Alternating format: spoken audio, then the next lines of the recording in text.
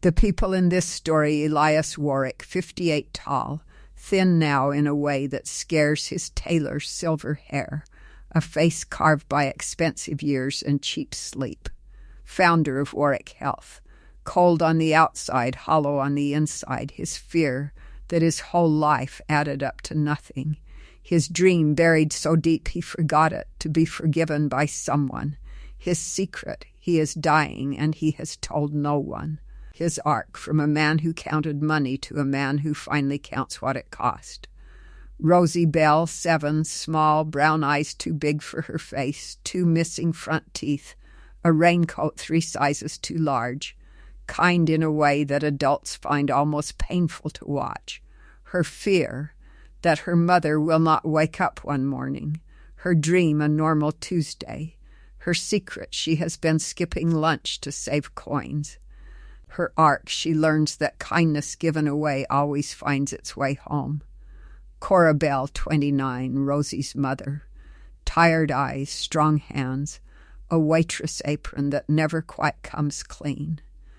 Dilated by an illness that is slowly stopping her heart. Her fear: leaving Rosie alone. Her dream: to see her daughter turn 10. Her secret: she knows the name Warwick and hates it. Her arc: she learns that the people who wronged you are sometimes the ones sent to save you. Samuel Bell, Cora's father. A chemist who once invented something that mattered, died poor and forgotten in a rented room. His ghost hangs over the whole story. Victor Kane, 61. Warwick Health's chief operating officer and Elias's oldest partner. Smooth silver suit, warm handshake, a smile that never reaches his eyes. The villain: his fear: being found out, his dream: to own it all. His secret: he built the empire on a lie and a stolen name. Hashtag the 10-chapter map 1. The dollar: a broken billionaire on a curb, a little girl's last dollar, the face he cannot stop seeing. 2. The bluebird: he follows her home to a diner and meets a mother who is dying on her feet. 3. The name on the bottle: he sees the medicine Cora cannot afford, and it carries his own company's label. 4. The locked drawer: Elias digs into old files and finds a name that stops his heart: Samuel Bell. 5.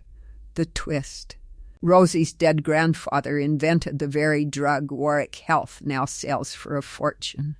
6. Everything worse: Cora collapses. Victor blocks Elias. The board moves to declare him unfit. 7. The biggest twist: Samuel Bell's death was not natural, and Victor's fingerprints are all over it. 8. Justice begins. Elias fights the empire he built using the last months of his life. 9. The ending that broke everyone: one life saved, one life given, a dollar returned 1,000-fold. 10. The lesson: what the smallest hand can teach the largest fortune. Hashtag chapter 1. The dollar: the rain came down like the sky had given up. Elias Warwick sat on the wet curb outside a shuttered pharmacy on Halsted Street, and for the first time in 30 years he did not care what he looked like.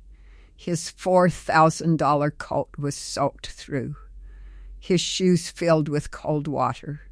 His driver was 6 blocks away, parked and waiting, and Elias had told him not to follow. He had needed to walk. He had needed to be no one. That afternoon, in a quiet office on the 40th floor, a doctor with kind eyes had shown him a scan and said a number of months that was smaller than the number of floors in his own building. The doctor had used careful words: aggressive advanced options limited. Elias had heard all of it the way you hear rain on a window, present and far away at the same time. He had not felt afraid.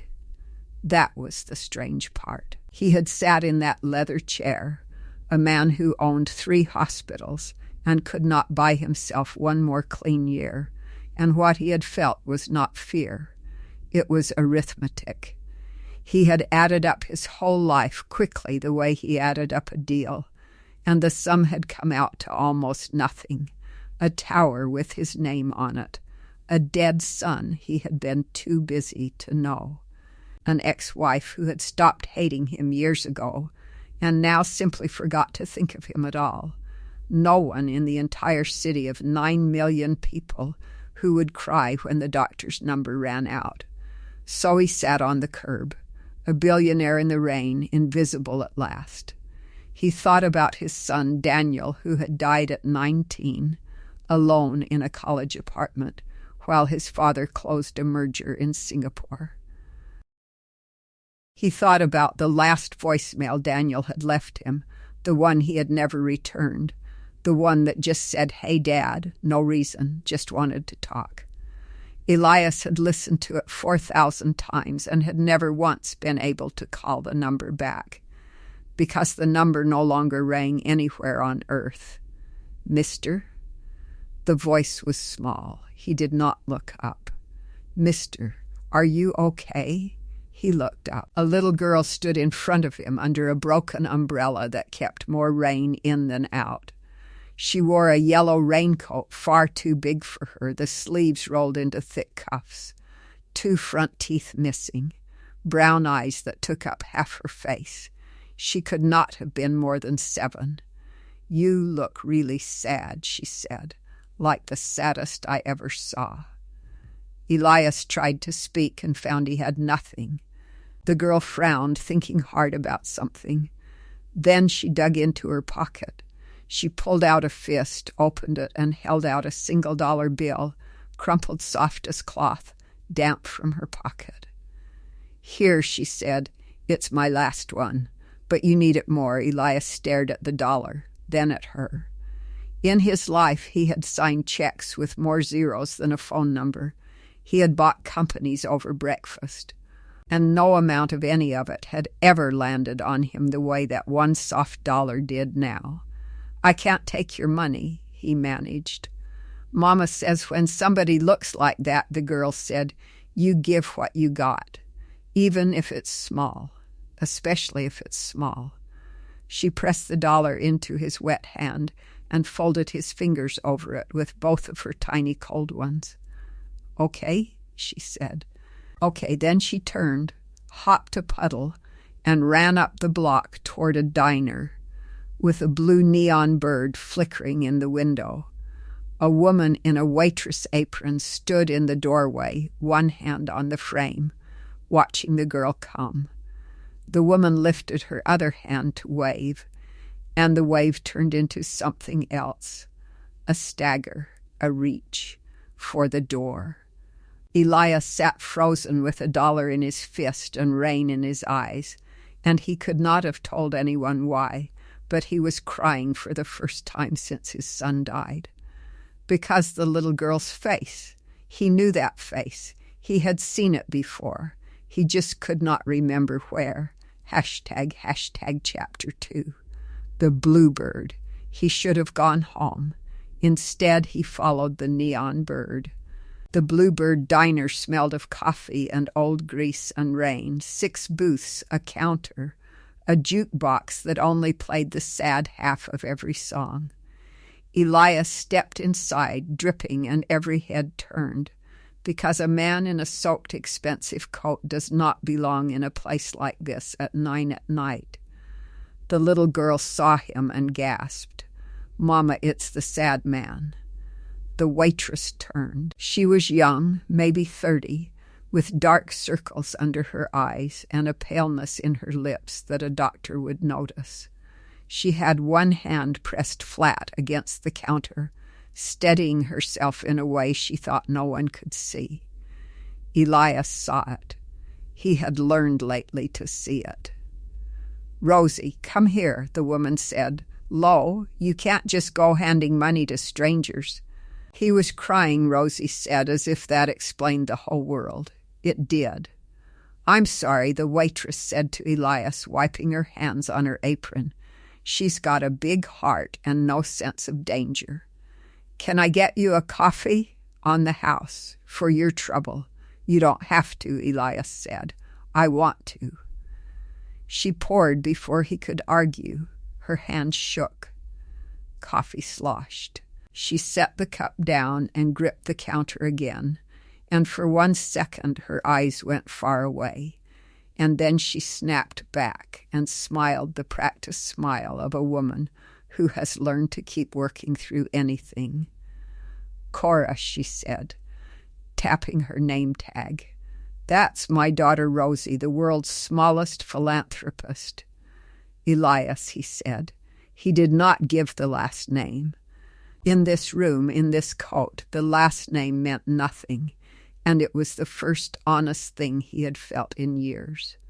He sat in a booth he had no business sitting in wet shoes, and he watched. He watched Cora carry plates and refill cups and laugh with an old trucker at the counter, and every few minutes he watched her stop, plant a hand, breathe, and go on. He watched Rosie do homework at the end booth with a stub of pencil and share half a grilled cheese with her mother that her mother pretended to eat and then slid back to the girl. At the counter, an old trucker named Bill nursed the same coffee for an hour and told Rosie a story about his granddaughter in Ohio. Rosie listened with her chin in her hands like it was the most important news in the world. When Bill got up to leave, he left a $10 bill under his saucer for a $3 check, and he did it quietly, the way people in places like the Bluebird take care of each other without ever saying so out loud. Elias watched that too. In 30 years of boardrooms, he had never once seen a person give more than they had to. Here it happened at every table. Then something small broke his heart clean in half. Rosie opened her backpack to get a pencil, and Elias saw inside it. A lunchbox, the plastic kind with a cartoon on the lid. He saw Cora glance at it too, and he saw something cross her face, guilt, fear, love, all at once, before she smoothed it away.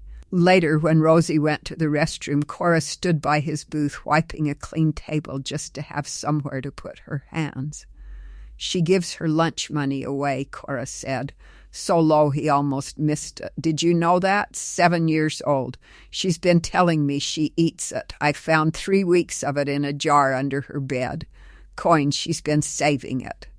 Cora's voice caught. For my medicine. She heard me on the phone with the pharmacy. She thinks if she saves enough pennies, she can fix me. She pressed the rag hard against the table. That's the $1 she gave you tonight. That was the last of her lunch money. And she gave it to a stranger on a curb, because he looked sadder than she was. Elias could not speak. He looked down at the soft, damp $1 still folded in his hand, and it weighed more than every $1 he had ever earned. He watched a woman working herself to death to feed a child, and giving that child a lesson in kindness that had somehow reached all the way out to a broken man on a curb. When the diner emptied, Cora came and refilled his cup, though he had not asked. "You've been sitting here 2 hours," she said, not unkindly. "You want to talk about it?" "The crying, I mean. No charge for that, either." Elias almost laughed. "You don't even know me." "I know, sad," Cora said. "I've got a degree in it." He looked at her tired, pale, beautiful, exhausted face, and he asked the question that was going to change everything. "Are you sick?" Cora froze. The coffee pot hung in the air. She glanced toward Rosie, who was not listening, then back at Elias, and the practiced smile fell off her face like a mask that had finally gotten too heavy to hold. "How did you know that?" she whispered. Chapter 3, the name on the bottle. Cora did not answer him that night. She told him the diner was closing. and that he should go home and get dry. And she said it in the voice of someone slamming a door she had opened too far. But she wrote something on a napkin before he left. It said, "Come back tomorrow if you meant it, not if you were just bored and rich." He had not told her he was rich. He wondered what had given him away. The coat, probably, or maybe she just knew sad, and knew the rich kind from the poor kind. He came back the next day at noon, and the next. By the fourth day, Rosie ran to hug his knees when he walked in, and Cora set his coffee down without asking, and something in his chest that had been closed for a very long time creaked open one rusted inch. On the fifth day, Cora collapsed. It happened between the counter and booth 3.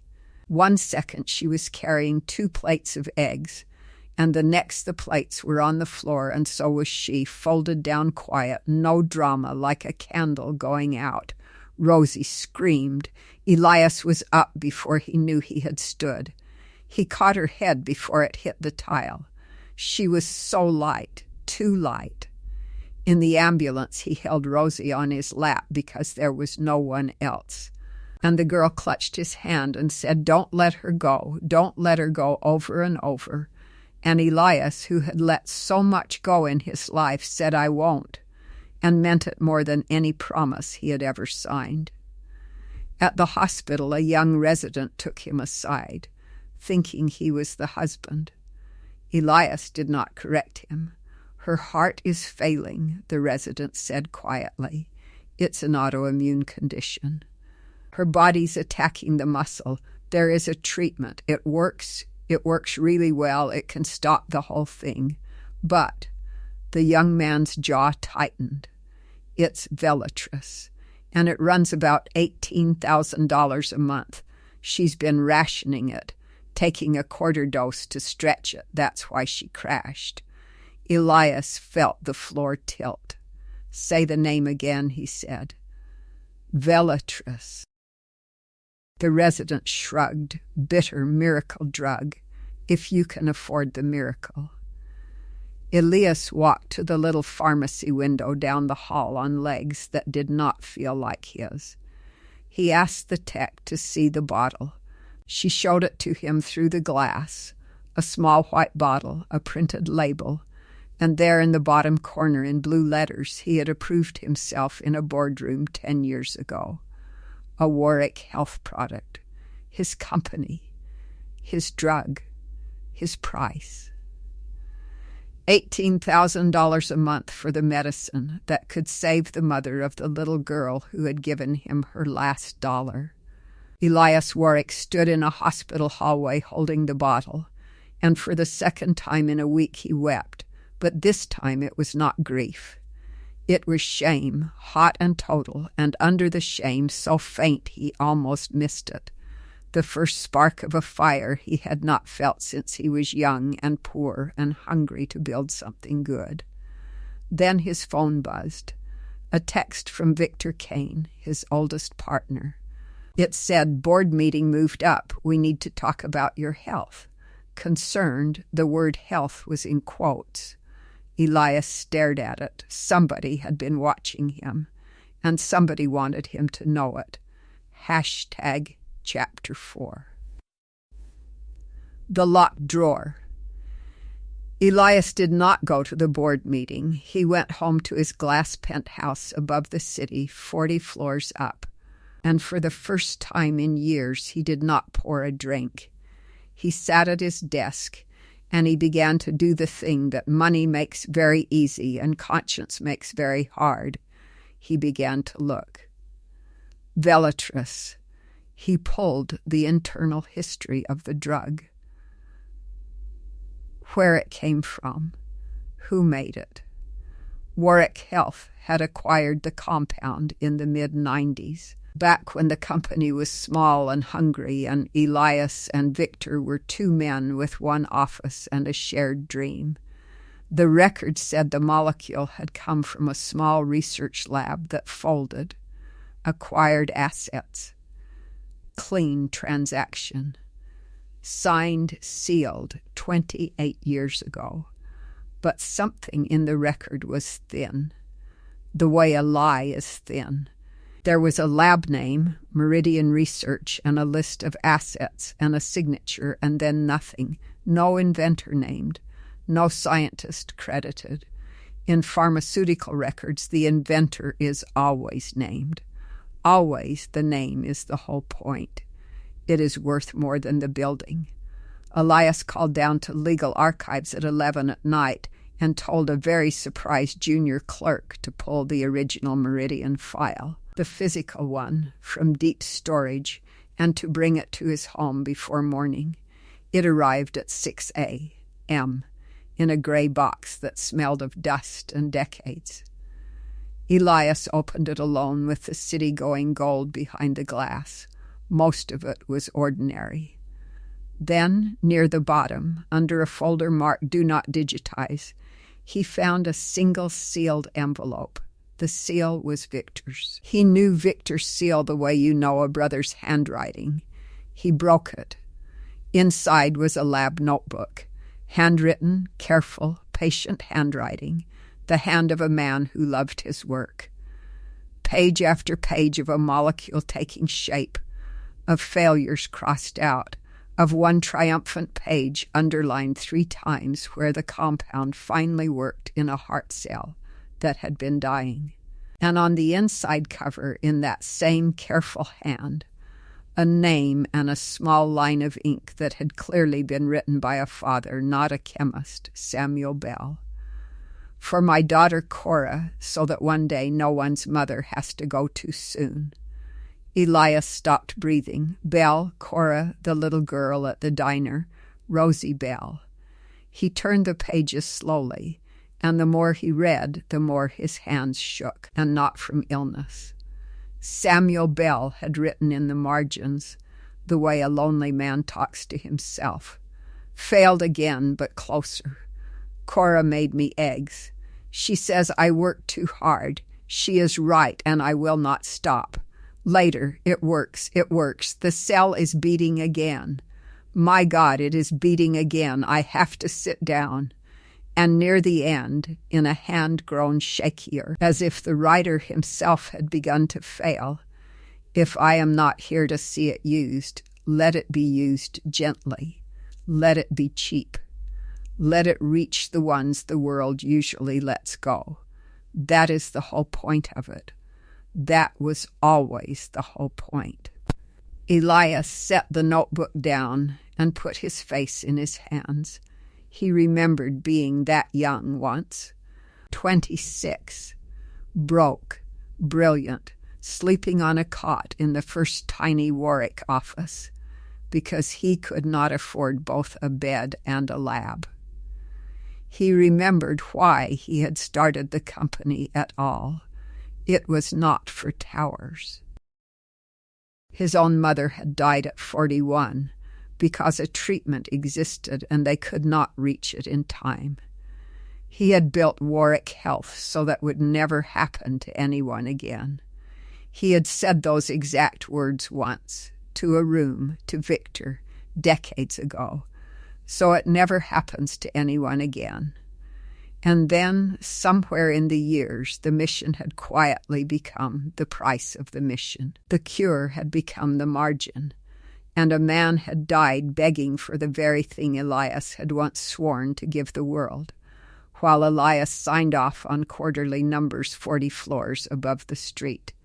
He sat with the notebook in his lap as the sun came up, and the whole shape of his fortune began to look in the cold gold light like the shape of a crime. Behind him, unheard, the private elevator hummed. Someone had used the override key. Only one other person had the override key. "You're up early," said Victor Kane from the doorway. "Reading old bedtime stories?" Chapter 5, The Twist. Elias closed the notebook slowly. "Samuel Bell," he said. "Tell me about Samuel Bell." Victor Kane walked into the room the way he walked into every room, like he already owned it.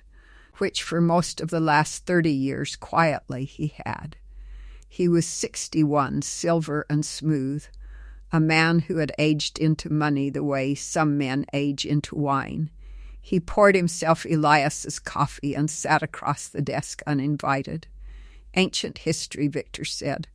Why does it matter now? Because a woman is dying 6 miles from here of the exact disease this notebook was written to cure, Elias said, and her name is Belle. And her father wrote this, and we sold his cure for $18,000 a month, while Elias's voice cracked while he did what, Victor? The record says the lab folded. It says clean acquisition. Where is the inventor's name on our patent? Victor sipped the coffee. His hand did not shake at all. Sam Bell was a genius and a fool, Victor said finally, setting the cup down. He had the molecule and no money and no sense. In 96, we were about to go under, Elias, or have you cleaned that out of your memory along with everything else uncomfortable? He came to us. We funded his last 6 months, and when it worked, he wanted to give it away. Give it away, at cost, for nothing. He had a whole speech about mothers. Victor's lip curled. We had payroll, we had debt, we had you dreaming your big dreams. So I made a decision. I bought his notes for a flat fee, backdated the assignment, and left his name off the patent. He signed. He needed the money that week. Then Meridian folded and Sam Bell disappeared into whatever hole men like that disappear into. Elias felt sick. You forged the assignment. I saved the company, Victor said. The company that made you a billionaire. You were in the lab in those days playing scientist. I was the one keeping the lights on. I made you, Elias, every yacht, every floor of this building. I made all of it out of a decision you were too soft to make. Elias stood. His whole body was shaking now, but not from weakness. Sam Bell wanted it given at cost, he said, so that no mother would go too soon. And his own daughter is dying because she cannot afford it. Do you understand what we did, Victor? Do you understand what you did in my name? Victor stood too, and now the warmth was gone from him entirely, and what was left underneath was cold and flat, and had been there all along. What I understand, Victor said quietly, is that you are a sick man. Everyone can see it. You've been wandering the city crying on curbs. You skipped the board meeting. And now you're crying over a dead chemist and a waitress. He walked to the door and paused. The board meets Friday. There's a resolution to appoint an interim chief executive on grounds of the founder's declining health. I'd hate for it to pass. But I'd hate even more for you to do something noble and expensive with a company that isn't only yours. He left. Elias stood alone with the notebook and understood 2 things at once. The first was that he had spent 30 years building an empire on a stolen promise. The second was that he had at most a few months to give it back. And a man far stronger than him was going to spend those months trying to stop him. Hashtag chapter 6. Everything worse. The next week broke everything at once. Cora was moved out of intensive care, but the young resident pulled Elias aside again with a graver face. Without a full dose of Velatrus, and soon her heart would keep enlarging. Weeks, he said, maybe 2 months. The rationing had cost her more than anyone realized. Elias tried to simply pay. He was worth billions. He would buy the drug for her, a lifetime of it, this hour. But when he called Warwick Health to authorize compassionate release from company supply, he was told, coldly and politely, that a hold had been placed on all founder discretionary spending pending the Friday board review. Victor's hold. Victor had thought of everything. Elias's own fortune, the thing that had always answered every problem, went silent in his hand for the first time in his life. He tried other pharmacies. A month's supply anywhere would take days to source and cost a fortune he suddenly could not freely move, because Victor had also whispered to the private bankers that the old man was unwell and perhaps being taken advantage of by strangers. Freeze the accounts, protect the founder. It was elegant. It was a cage built out of kindness words. Worse still, Cora found out who he was. It happened in her hospital room. Rosie was coloring. Elias was reading to her from a book about a brave mouse. A nurse came in with paperwork and said warmly, "It's so good of Mr. Warwick to visit, given everything." The room went cold. Cora looked at Elias, and Elias watched 30 years of his name land on her like a verdict. "Warwick," she said, "as in Warwick Health, as in the company." Her voice was flat. "My father used to say that name in his sleep, right before he died in a rented room with nothing. He said they stole his whole life and left him the bill." Tears stood in her eyes, but they were furious tears. You sat in my diner. You held my daughter. You let her give you $1, and you're one of them." "Cora, I didn't know Elias started." "Get out," she said. "You people already took everything. You don't get to watch me die too." Rosie looked up from her coloring, confused, frightened, and said, "Mama?" Elias set the mouse book down gently on the bed and walked out into the hall, and he leaned against the wall, and he thought, "I have 3 or 4 months to live. I have a woman dying because of my company. I have a partner trying to take everything on Friday, and now the only 2 people who made me feel human in 30 years believe I am the villain of their story."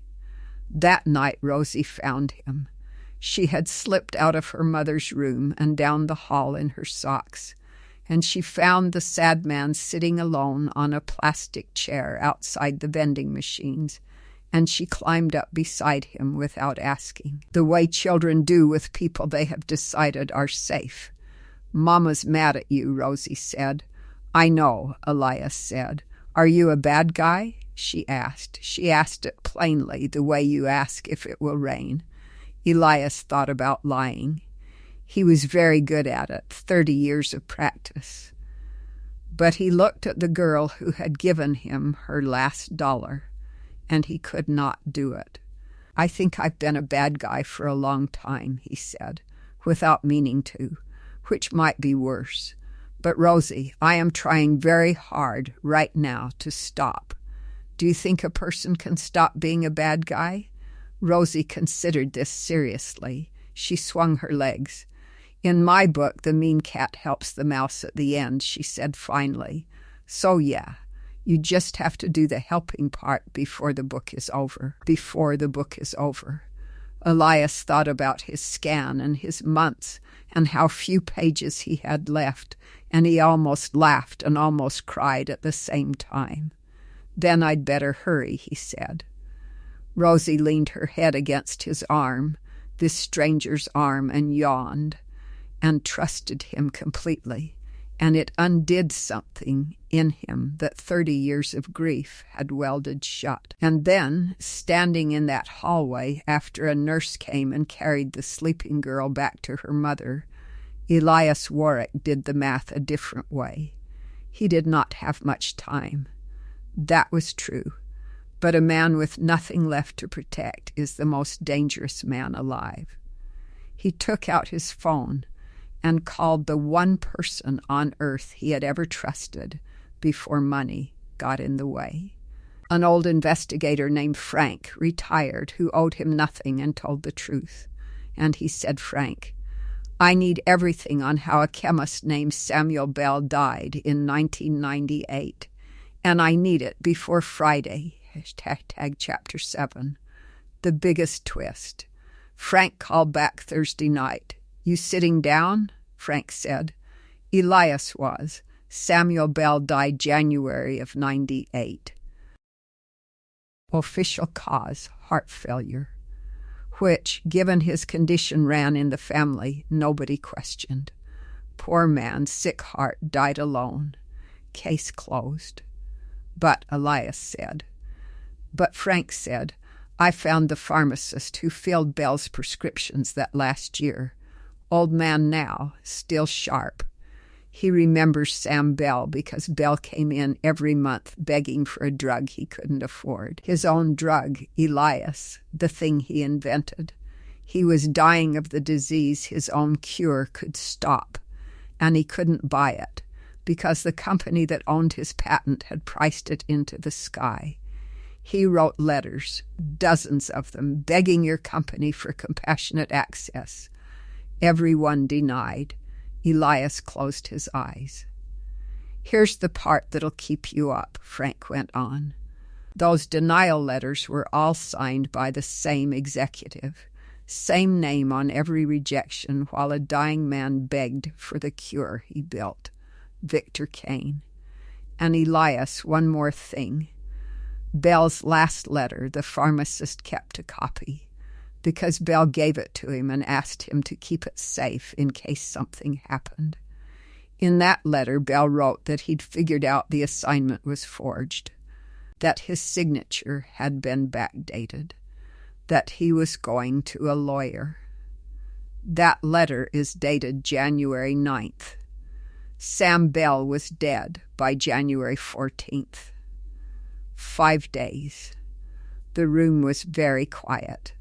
The city glittered below, indifferent. You're telling me, Elias said slowly, that Sam Bell discovered the fraud, threatened to expose it, and died 5 days later of an illness he'd have survived if he'd been given his own medicine Victor personally denied him. I'm telling you, Frank said, that I can't prove murder. No man could, not after all these years. But I can prove that Victor Kane forged a patent assignment and that he personally signed the letters that let the inventor die rather than risk the fraud coming out. That's not a heart attack, Elias. That's a man left to die to protect a secret. And I've got the letters, real ones, in a box, with Bell's handwriting and Kane's signature. Elias opened his eyes. Outside, dawn was still hours away, but something in him had already turned toward the light. Frank, he said, bring me the box and meet me at the Warwick Building at 8. There's a board meeting at 9. You sure? Kane's got the votes to bury you. He's got the votes to bury a sick old man who wants to give money away, Elias said. And for the first time in the whole story he smiled, a real one. The smile of the hungry young builder he used to be. He does not have the votes to survive a murder confession and a forged patent. Bring the box. He hung up. Then he made one more call, to the hospital, to a nurse he had tipped generously and honestly. Tell Cora Bell, he said, that her father did not fail her. Tell her he built her a miracle. And tell her that tomorrow I am going to finish what he started. She doesn't have to forgive me. She just has to hold on one more day. #Chapter 8. Justice begins. The Warwick Health Boardroom was on the 39th floor, all glass and gray and the smell of money that has never once been counted by hand. 12 directors sat around a table longer than most apartments. Victor Kane sat at the head, in the chair that had always technically belonged to Elias. Elias walked in at 9 sharp. He had not slept. He looked older than his years and thinner than his suit. Several directors glanced at each other, and their glances said what Victor wanted them to say. Look at him. He's not well. This is a kindness, really, retiring the old man. Elias, Victor said warmly, we're so glad you came. We were worried. Please, sit. We're here as friends. The resolution before us simply appoints interim leadership so you can focus on your health, which, and I say this with love, clearly needs your attention. Thank you, Victor, Elias said. Before you vote, I'd like 10 minutes, a founder's courtesy. Then you can bury me all you like. Victor smiled and spread his hands. Of course, the condemned man's last words. Harmless Elias set the gray box on the long table. In 1996, he began. This company was dying.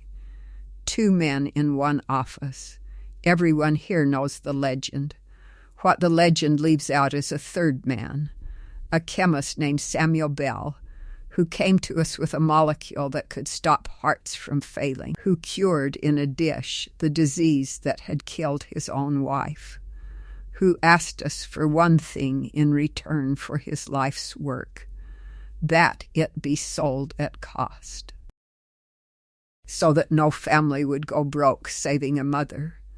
The room was silent. Victor's smile had gone very still. We did not sell it at cost, Elias said. We sold it for $18,000 a month. And to do that, someone in this company forged Samuel Bell's patent assignment, erased his name, and buried the notebook I am holding in a sealed envelope in deep storage. He set the notebook on the table. This is that notebook, in Bell's own hand. Dedicated to his daughter, it is 30 years old, and it will match ink, paper, and handwriting analysis in any court in this country. A director leaned forward. Elias, these are serious accusations. Who forged it? Elias looked down the length of the table at the man in his chair. The same man, Elias said, who then received Samuel Bell's letters, because Bell got sick with the very illness he cured, and he could not afford his own medicine, and he wrote to this company over and over, begging for the drug he invented, and every single denial was signed by one hand. Elias opened the box and lifted out a thick stack of yellowed letters, every one signed Victor Kane, while the inventor died. That's a lie, Victor said. But his voice had changed. It had a crack in it now, the first crack in 30 years. Bell figured out the forgery in January of 1998. Elias went on, quiet and terrible. He wrote it down. He said he was going to a lawyer. That letter is dated January 9th. He laid it on the table. Samuel Bell was dead by the 14th, of a disease his own cure would have stopped. Denied by you 5 days after he threatened to expose you. The boardroom did not breathe.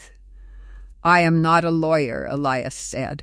I cannot prove what happened in that rented room. But I can prove the forgery. I can prove the denials.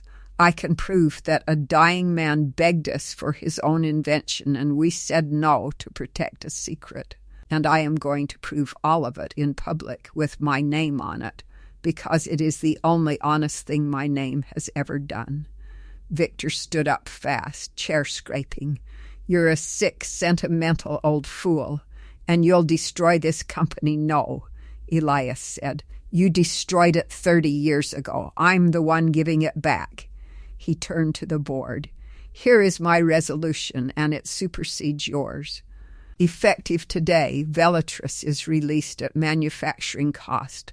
Worldwide, permanently, every family that was overcharged for the last 20 years will be repaid from my personal fortune.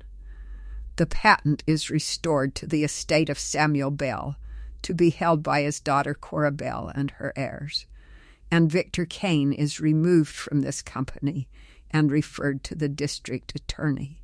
He paused. You can vote against me. But every one of you now knows what you'd be voting to protect.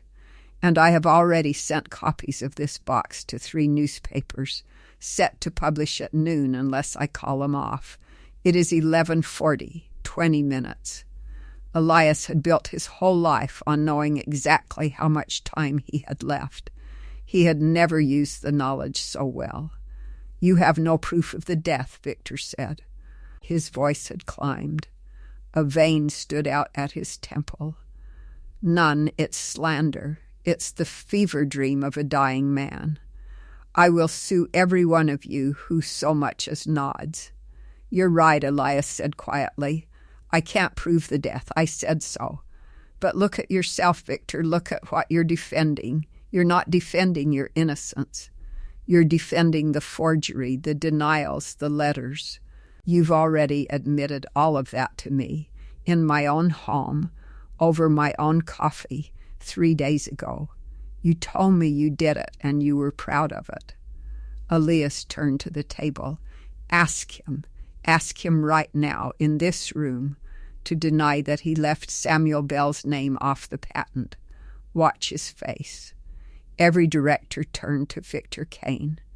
Victor opened his mouth, and for the first time in 30 years, the smooth machine of him jammed. He looked at 12 faces he had controlled for decades, and he could see, in real time, the exact moment each of them stopped being afraid of him.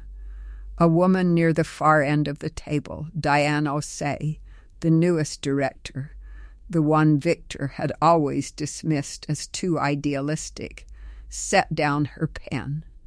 I came onto this board, she said slowly, because I believed the founding story. 2 men and a cure. I've told that story at fundraisers, to my own kids. She looked at the yellowed letters on the table, at the notebook, at a dead man's handwriting dedicated to a daughter.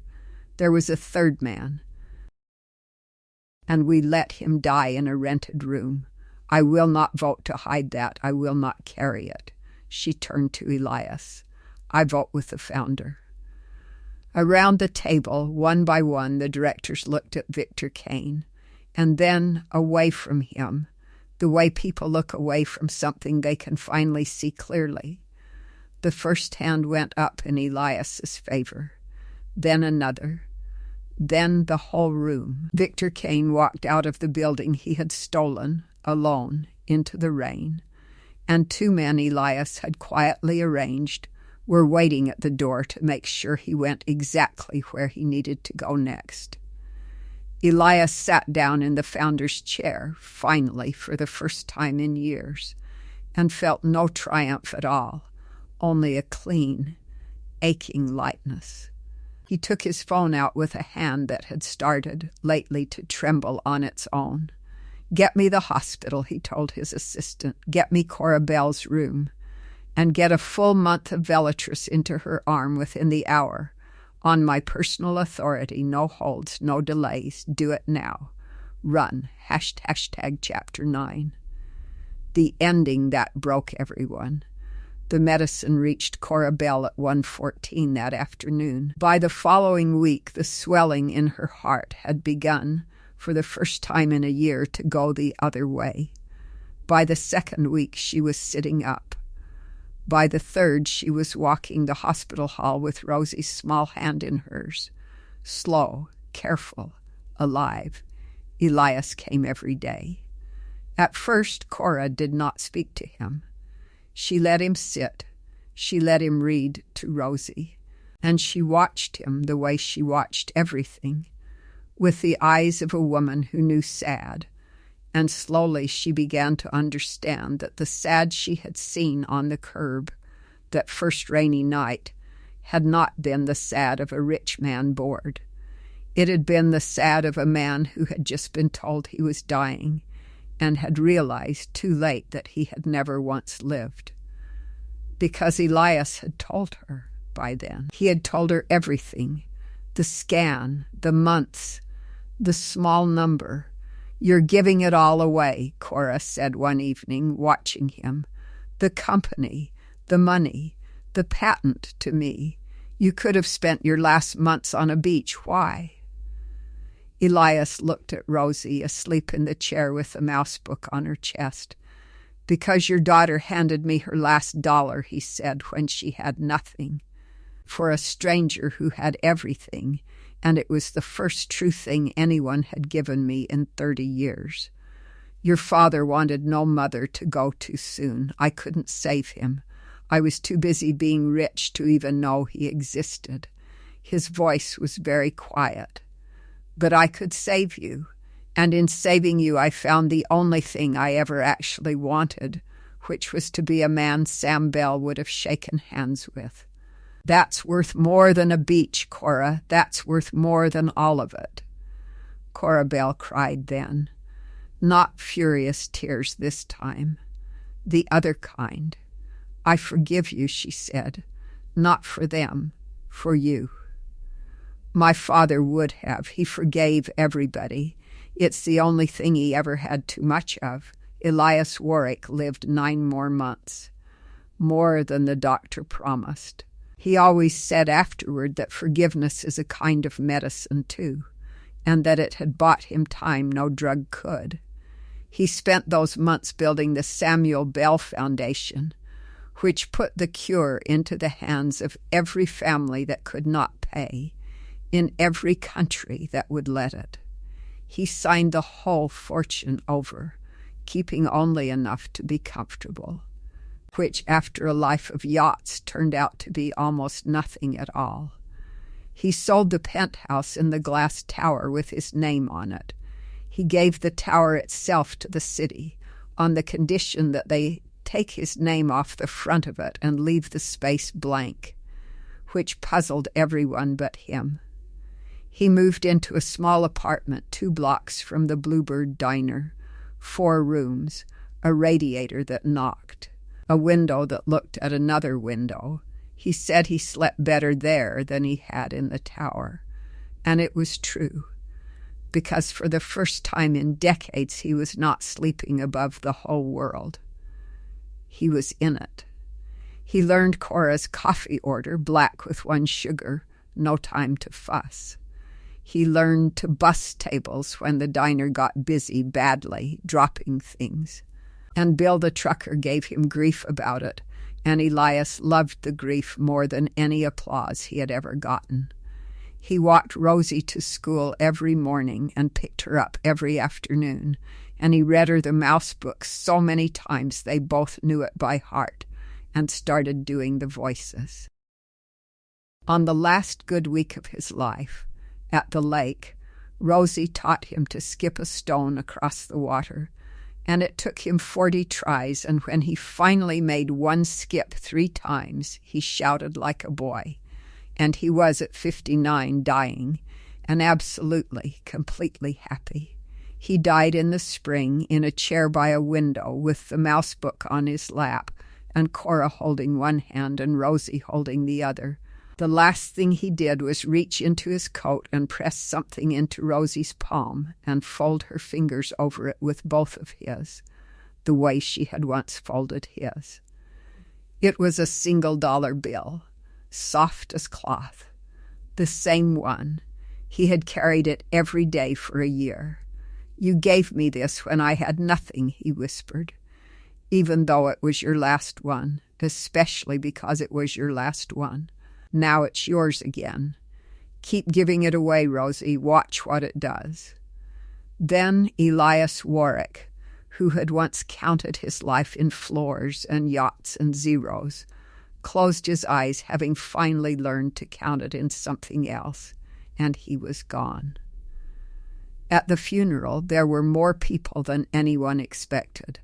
Not directors, not billionaires.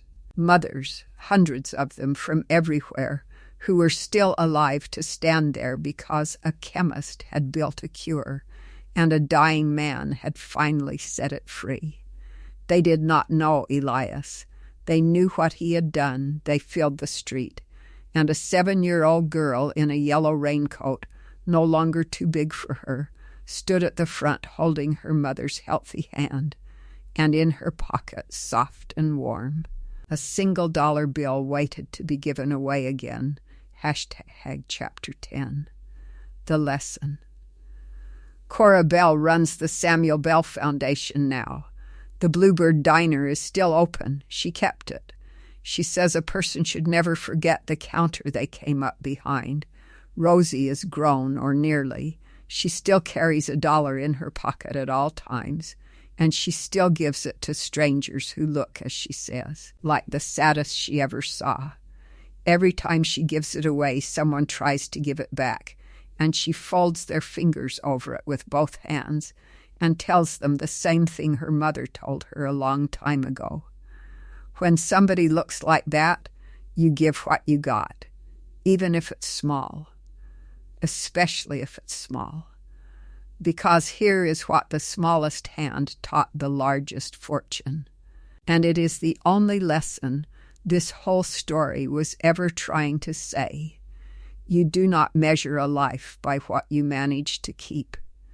You measure it by what you were finally brave enough to give away. Elias Warwick had $1 billion and was the poorest man in the city until a child with $1 made him rich. Kindness is the only currency that grows when you spend it, and the only one you get to take with you when you go. A little girl handed a billionaire her last dollar, and what happened next did not break everyone because it was sad. It broke everyone because it was the truest thing they had ever seen. If this story touched your heart, don't forget to like, subscribe, and tell us in the comments where you're watching from.